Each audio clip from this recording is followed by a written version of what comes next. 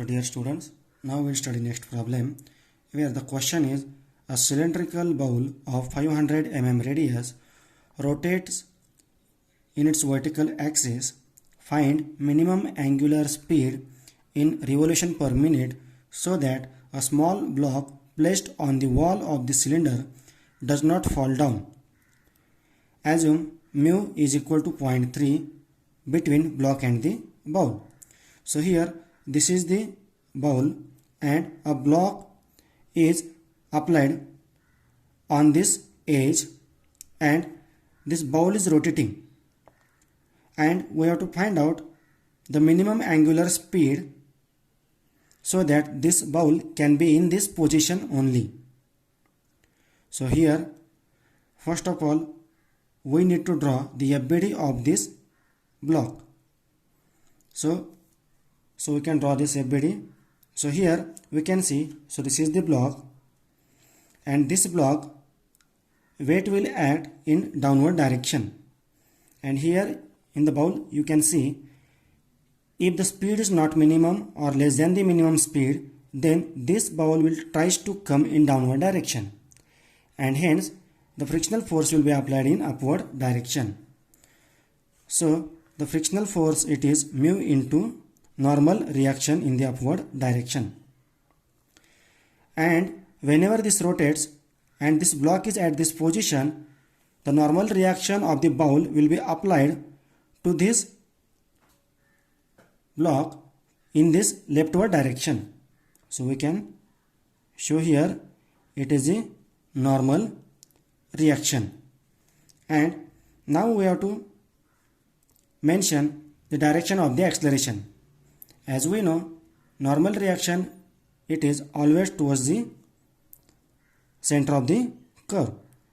So here, so this is the AN. Now what about the AT? So here we know we have to calculate minimum speed. We have to calculate minimum speed, and that is angular speed, and hence minimum speed means what? It is a constant speed. Minimum speed is a constant speed, and whenever we are having a constant speed, then the AT will be 0. So angular speed is equal to constant, and we know V is equal to R into omega. Here omega is constant and radius is also constant. So V is equal to constant, and hence AT is equal to dV by dt we know, and velocity is constant, and hence AT will be 0.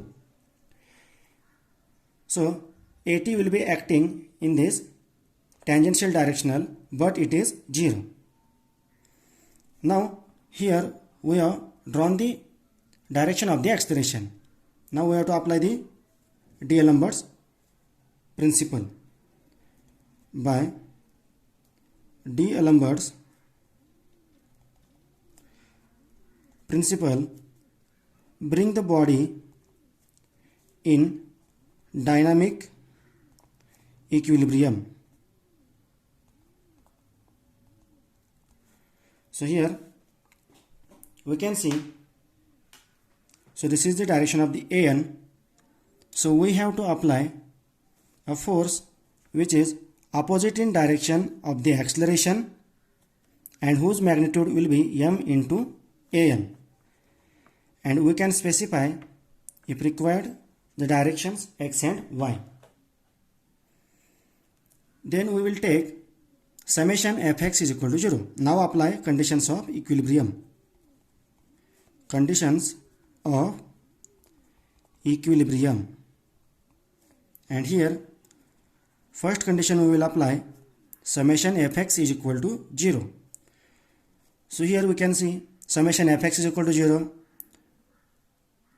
So normal reaction, it is in leftward direction, and MAN is the force in the rightward direction. So minus N plus MAN is equal to 0, and here we can write down N is equal to MAN, which is equal to mv square upon rho, as we know an is equal to v square upon rho.